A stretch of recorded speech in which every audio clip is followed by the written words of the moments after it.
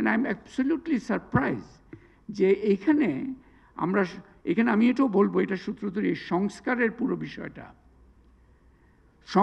পুরো বিষয়টা এখন আমি এতদিন পরে মনে হচ্ছে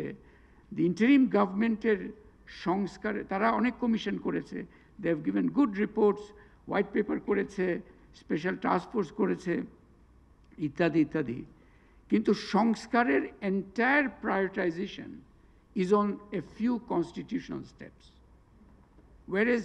সংস্কার বলতে আমরা বোঝাচ্ছিলাম জুডিশিয়াল সংস্কারের দি প্রাত্যহিক রিয়ালিটি,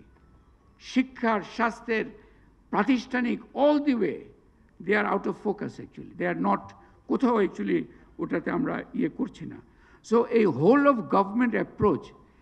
এবং এখানে একটু ওনারা রাগ করে যেতে পারেন, তারপরে আই থিঙ্ক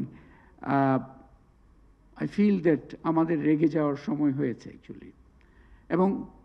অযৌক্তিক রাগ নয়, আমি বলি এটাকে পবিত্র রাগ, যে রাগের মাধ্যমে সমাজ পরিবর্তন করতে হয়, ওই রেগে যাওয়ার মুহূর্ত হয়েছে। কারণ এই সরকারের মধ্যে একটা পিকুলিয়ার সিনড্রোম দেখতে পাচ্ছি, যেটাকে আমি একটু আনচ্যারিটেবলি বলবো